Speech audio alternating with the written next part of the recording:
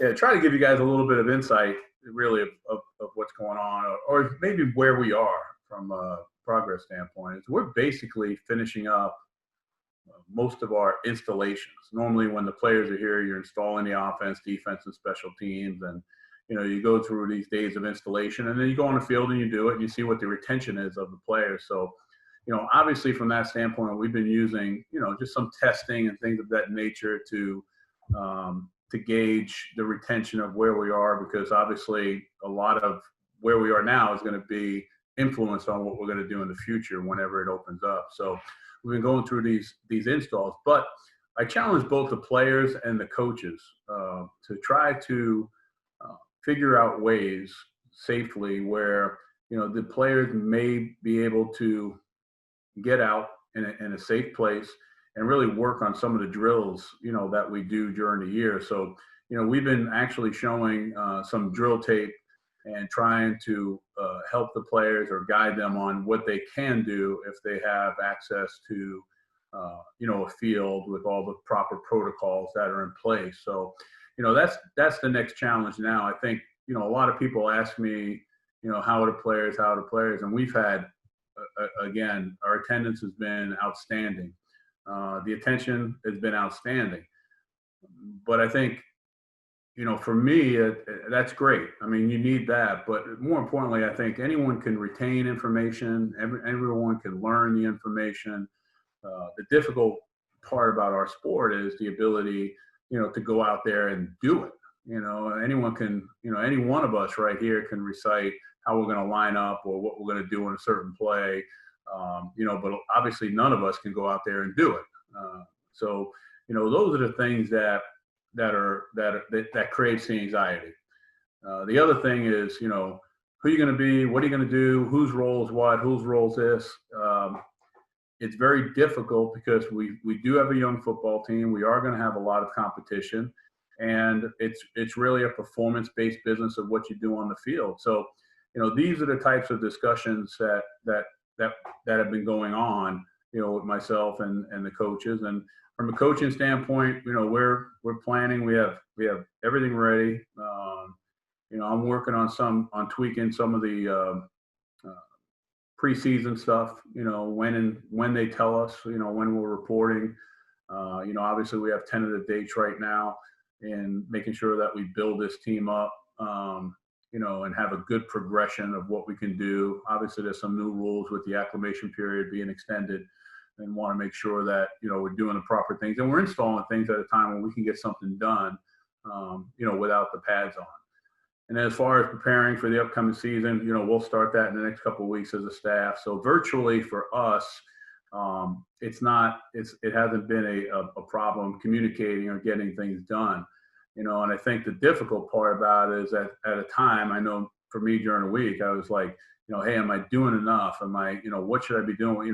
Why do I feel, this anxiety, like I'm not, getting enough done? And then, having talked to some of my colleagues around the league, it's like, well, normally right now we're practicing, watching practice, evaluating the practice, evaluating the technique, which takes up a huge part of your day, and that part's not in the plan. It's kind of still like the phase one plan. So I hope that gives you a little bit of insight of what's going on. I try to be as transparent as possible, and giving you guys the information that I think everyone, may need.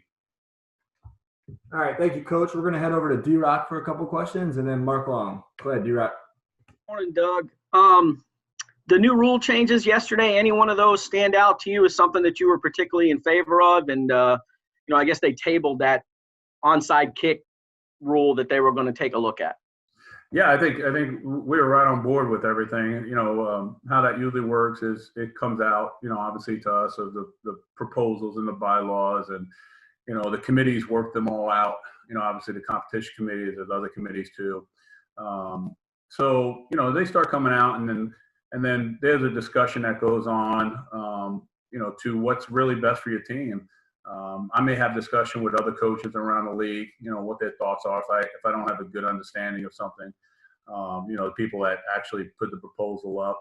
And then the way the process works is, obviously I receive a copy, Dave receives a copy, and ownership. Shad receives a copy. So basically, I'll look at it. Dave and I will talk and have conversations about it. And then obviously we'll meet with Shad. All of this obviously was virtual or over the phone. We meet and we talk and we discuss what we think is best for, obviously what's best for our football team, but also what's best for the game. So, we were, in favor of everything that occurred the other day. Gardner, one of the things you really liked about him, what you guys said, was his football IQ.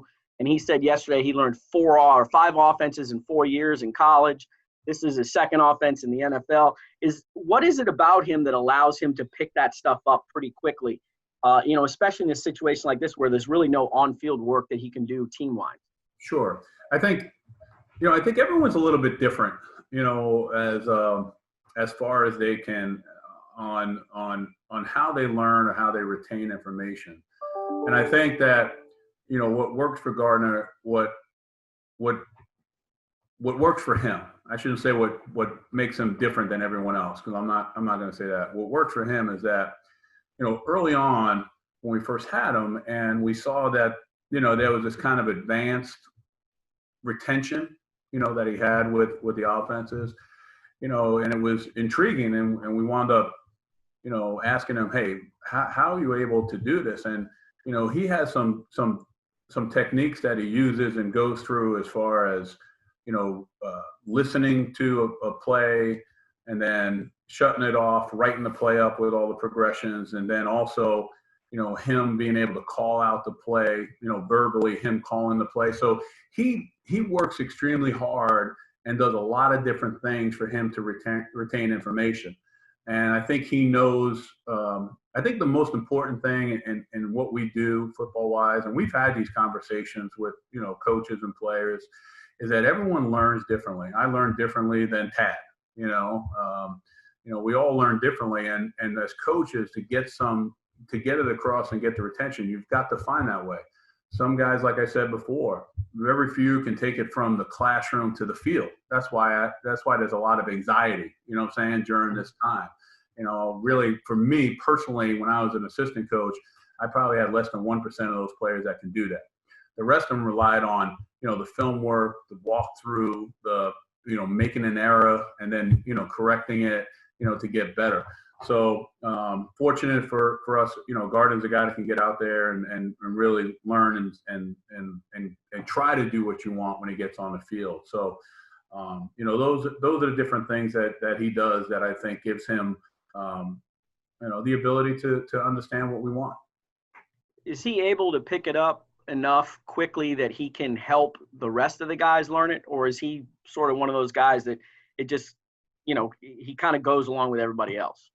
No, I think it's always important. I think one of the keys to being successful in this league is that what you want is you want your quarterback to be ahead of everybody else on offense. Meaning that, that quarterback, everyone, the other guys on offense are trying to catch up to that quarterback, to where he is.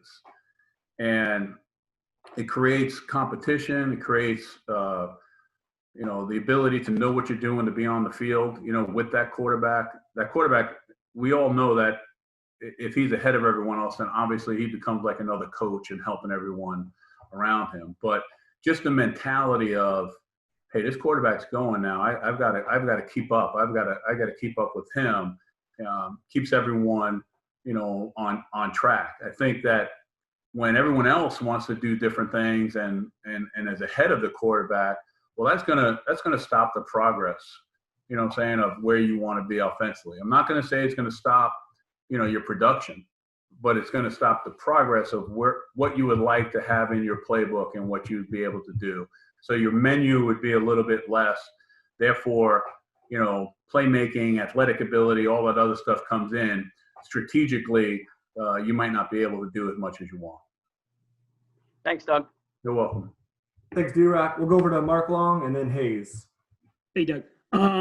With next week's reopening phase where you can get back to the building, are you eager for that, to kind of get back to kind of the way things were or closer anyway to the way things you normally do things? And have you encouraged the players to, at least those who are going to attend, to start making their way back to Jacksonville?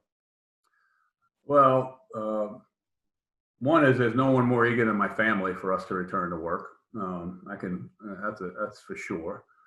But again, I know for sure we're going to continue the virtual meetings that we're doing. In the memo that I received, it said, members of the coaching staff. So I don't know if we're going to go in as a coaching staff as a phase. I don't know about the players because I believe the PA is involved in that. But we're prepared, either way, whether we come back as a staff or players come back in the building, we're prepared for anything. So if anything during this time, we've had time to make sure that we are prepared, because the one thing, like I've told everyone, is that what we don't want is all of a sudden, hey, in 3 days, we're going to be back, or in 3 days, this is going to happen, or, and then all of a sudden there's a scramble, because then I don't think you're going to be fair to the players. And I wanted to make sure that, everything's set up. So I'm heavily involved in the operation part of it, as far as, what we're doing with the rules that are in place today. So we're working on all that. And that's just how I feel. I think that, it's difficult, if the staff goes in there, there's nothing that we're doing right now that we couldn't do if we were all just in the building. The thing about being in the building are the players in the building. I think that's the key thing. I think when, right now, the one thing that we're missing, we're getting everything done, is the ability to, be with our players. So, when they tell us that it's safe and competitive equality, whatever they use for everything else, comes into place, we'll be ready to go. So, and we look forward to it, but, we know there's a lot of work and a lot of preparation for that as we go forward. I think that the only thing that I thought about was that, if we do start bringing the coaches back, then we can get into a system of what our protocol is, our procedures of how are we meeting as a staff because of social distancing, how are we moving around the building, how everything's going to go. And I thought that, if we do come back, at least we would have gone through it, where if the players don't come back, I'd like for people, the heads of the departments, the people that are working in the building, to have all of that in place, having done it, then this way we can all help the players adapt to it.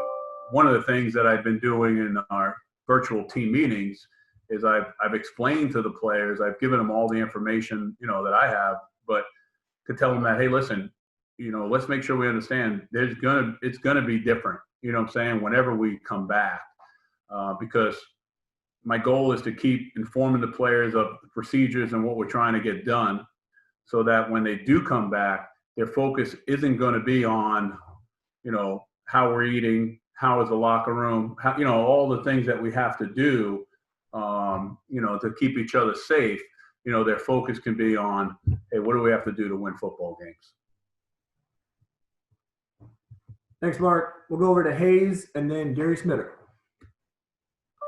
Hey, Doug, good morning. Gardner was sort of telling us about that whiteboard program that you guys use, and I'm curious, from a coaching perspective, does that help you maintain accountability with the players? Because if they miss the call or they don't know their assignment, it at least allows you to, sort of be able to check them and let them know that maybe they're not getting up to speed. I guess my question is, are you able as a coach to still maintain that accountability in the virtual world? Well, I mean, from a standpoint of, one is we're with our players installing, going through things, and obviously we have testing that we do. When you talk about the whiteboard and what Gardner's doing, that's totally separate, from the staff. So that pretty much probably, for lack of a better way to describe it, really takes the place of, you read about these quarterbacks that get together with their receivers and, work on things extra during the off season. I think, so that's separate. So these players, and we're not on these calls when that's going on, they're getting together on their own, and, it sounds like they're going through where they're calling plays, they're discussing it, they're working. And I think I like that because obviously, you have these, you have our players, they're talking to each other, they're creating some chemistry. And I think it creates accountability amongst themselves. So I think at every level, accountability is created where, I'm accountable to the organization, obviously, the league, and, ownership, the coaches and the players. And I think, the players, they're going to be accountable, working with the coaches, but they're also going to be even more so accountable, in my opinion, when you're working with each other. I think that's the best way, to create accountability is when, the players are keeping themselves accountable. Thanks. Thanks, Hayes. Let's go over to Smitter and then Demetrius. Thank you for doing this morning. No problem. How close are you to doing everything you can do from a virtual basis? Is it getting to the point where, this is all we can do, and now we have to get on the field whenever that is? Yeah, I think sometime in June, I think that will be the case as far as like the, for our veteran players, meaning that, everything's been put in place to make sure all these different things have been covered. I think all the things that we have will be covered by what would have been the end of our minicamp. So we've been trying to stay in phase with that plan. So I think that's what it is. When I would say, hey, listen, that's it. Now the rookies, I think it's a little bit different. I think, the rookies can be expanded a little bit more, just more of a follow-up, a little bit more time with any questions. And, I don't know how many days, but maybe, a week or two, because normally how it works is, we're done somewhere in that second week of June. And then the rookies will usually stay on until like the 26th, the end of June. But a lot of that training for the rookies is more, rookie development training for, the league and moving and things of that nature. So, but you're right. I mean, there is a point where let's go, and I think that point will be, within the next, week or two. Like I said, we have everything installed. We're challenging them for, technique. We're trying to get that done, but it's difficult to do. And I think that, it's challenging, and we're always trying to find new ways to do it. And we talk about it each week. Thank you, Coach. Thanks, Gary. We'll go over to John Shipley now. This is the final question submission we have. So if anybody else has one, just give us a heads up. Otherwise, we'll let everyone get on with their Friday. But go ahead, Shipley. Hey, Coach. Yesterday, Gardner was talking about how some of the veterans, specifically Tyler Eifert, he's been able to kind of pick their brain about the offense. Just how much of a really aid do you think that is as a coach to have kind of veterans around who kind of know this offense? Yeah, I think it helps. I think even when I've been on the calls with with Mike Lennon, having been involved in some of this offense, when he was in Oakland or Las Vegas now, I think it helps because we as coaches, and I always challenge the coaches on how you talk and communicate with players. A lot of times, like all of us, we've all been educated in some form, grammar school, college, high school. You have some teachers that communicate just at one level. Well, they'll connect to those students at the one level. And then sometimes if you don't communicate in that level, you're going to struggle to really know what's going on. So what do? You find someone in the class, or you get a tutor and go, hey, help me understand. They explain it a different way, and all of a sudden like, oh, shit, I have it. I got it now. And I think a lot of times, we as coaches, we're challenged to communicate in all these different ways so we can get our point across. But I think from player to player, a lot of times the players will open up more. Because a lot of times it's what we try to overcome from a teaching standpoint is, hey, there's no such thing as a dumb question. I used to, when I was a position coach, I would never let anyone laugh at a question. Because I never wanted to embarrass someone. So you want to create this environment where it's open and you can learn. And I think that, when you have players around that have a background, that the most important thing about that is that you trust, that are smart enough, that truly do know it, to try to explain it maybe a different way for someone to pick it up. or take somebody under their wing. I think all those things help you, as you go forward. I've worked with a lot of coaches before that believed in, bringing in a veteran player that has a background in the system, at each position. Well, I think I've seen pluses and minuses, like I said, with everything, with that type of philosophy. You get comfortable sometimes with the player that, might know what to do, but you have another guy behind him that's working his butt off to figure it out and is a better athlete. Well, a lot of times in coaches, you're going to play with the guy that, is safer, but maybe may not be able to make the play, where you have a guy that can make the play, but may not be in the right position. So there's a lot of balance to that and working through it. But, we do have some key players, veteran players that do have a little bit background in the system. And I think that'll help us. Really, the only position that we don't is really the offensive line. I think when you think about it, receiver, we have people that have experience in the system, quarterback, running back, tight end. The offensive line is I would think the group that doesn't have that veteran that's been in it. But there's a lot of similarity.